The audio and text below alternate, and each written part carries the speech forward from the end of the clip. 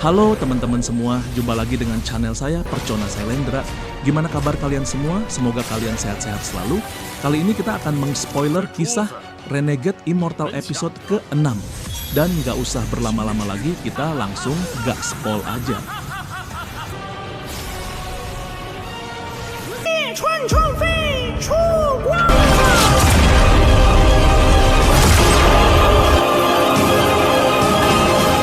海桑田，运道轮转，顺时而先。此身虽毁，天命之人出现之际，就是我们的。Episode ke-6, Penghinaan. Tijo terdiam saat Wang Zhuo berkata dengan nada mengejek, "Sudah kubilang sebelumnya bahwa anak ini tidak punya bakat. Yang dia lakukan hanyalah pergi dan mempermalukan keluarga kita. Aku lulus ujian pertama, jadi aku tidak melihatnya sampai kemudian. Beberapa hari kemudian, ku dengar dia gagal. Dalam ketiga ujian itu, lebih baik dia tidak pergi. Aku lebih suka jika putra paman keempat yang pergi." Paman keempat, Tieju mengerutkan kening dan berkata, "Wang Zhuo, bahkan jika kamu akan menjadi abadi, apa yang mungkin kamu ketahui tentang apa yang dapat atau tidak dapat dilakukan oleh putraku?" Beraninya. Ada kilatan dingin di mata Wang Zhuo.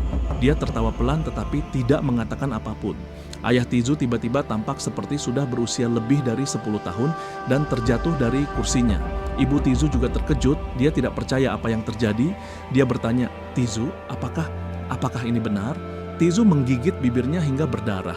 Ia jatuh ke tanah dan bersujud beberapa kali. Ia berbisik, "Ibu, ayah, Tizu tidak dipilih oleh para dewa. Maafkan aku akan membalas kalian berdua di kehidupan selanjutnya." Ibu Tizu menyadari bahwa putranya putus asa. Ia segera berlari dan membantu Tizu berdiri. Ia berbisik, "Nak, jangan khawatir. Memangnya kenapa kalau kamu tidak dipilih oleh para dewa? Tahun depan ada ujian distrik. Nah, jangan terlalu keras pada dirimu sendiri. Jangan melakukan hal bodoh juga. Ayah dan ibumu masih berharap kamu akan hadir di pemakaman kami." Ayah Tizu tersadar dari lamunannya. Ia menyadari kondisi mental Tizu saat itu. Jantungnya berdebar kencang dan ia segera berlari menghampiri putranya. Sambil memeluknya, ia berkata dengan gugup, "Tizu, sebaiknya kau jangan melakukan hal bodoh. Dengarkan ayahmu. Ayo pulang dan belajar keras untuk ujian distrik tahun depan." Para kerabat di sekitar segera menjauh dari keluarga Tayezu. Mereka semua berkumpul seolah-olah sedang menonton pertunjukan, bergosip, dan saling mengomentari tentang kejadian yang sedang berlangsung di hadapan mereka. Paman ke-6 Tizu menyindir, "Saya selalu tahu bahwa bocah Tizu ini tidak punya bakat apapun. Bagaimana dia bisa dibandingkan dengan Wang Zhuo?" Benar sekali, kalau ini memang sudah pasti terjadi, kenapa harus bersikap seolah-olah dia sudah diterima? Sungguh memalukan. Lao Er, kamu sudah setua ini. Bagaimana mungkin kamu masih bisa melakukan hal bodoh seperti itu? Pantas saja ayah tidak memberimu bagian warisan saat itu, kata paman ketiga Tizu dengan nada sarkastis. Kalau menurutku, cerita bahwa anak ini memang pintar sejak kecil, itu hanya rekayasa. Mungkin karena Lao Er tahu bahwa dirinya sendiri adalah orang yang gagal. Dia berusaha meninggikan nama baik anaknya dengan berbohong dan sekarang ketahuan. Kata paman kelima, Tizu yang raut wajahnya sudah berubah muram. Seorang kerabat perempuan mengejek.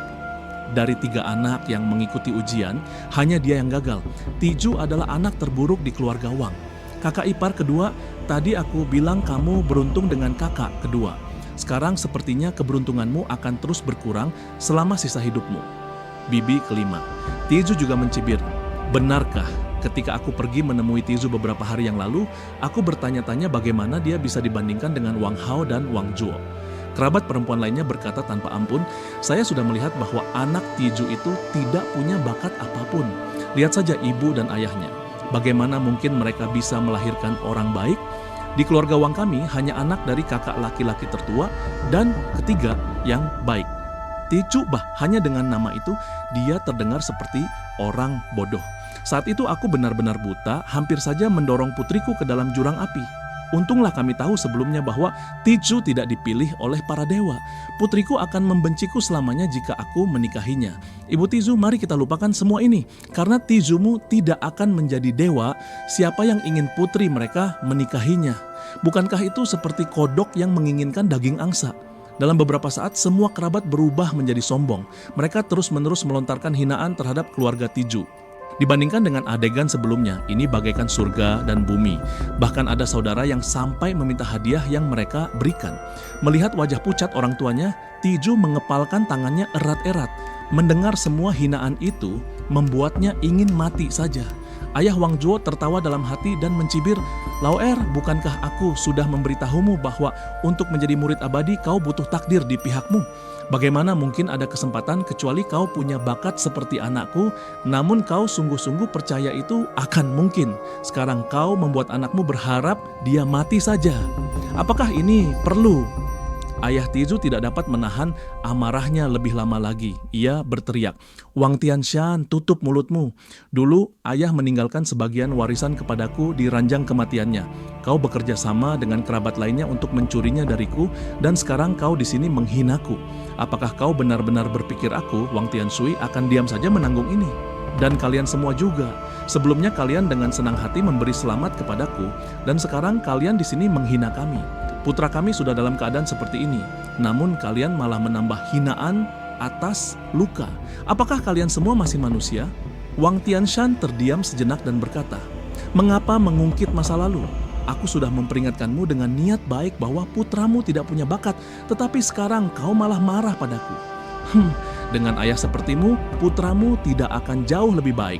Semua hinaan yang dilontarkan kepada Wang Lin yang putus asa, bagaikan duri yang menusuk hatinya.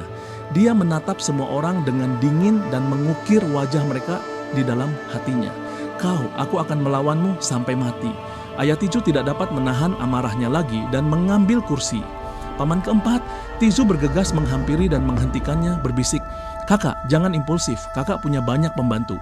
Dengarkan aku, jangan ganggu dia." Paman keempat, Tiju melotot ke arah Wang Tianshan dan berkata, "Kakak tertua, apakah begitu cara bicaranya? Aku tidak akan mendengarkan ini lagi. Jika kau berani terus menghina kakak keduaku, jangan salahkan aku karena tidak peduli dengan hubungan keluarga. Meskipun keluarga Wang besar, aku telah mendapatkan banyak teman selama perjalananku.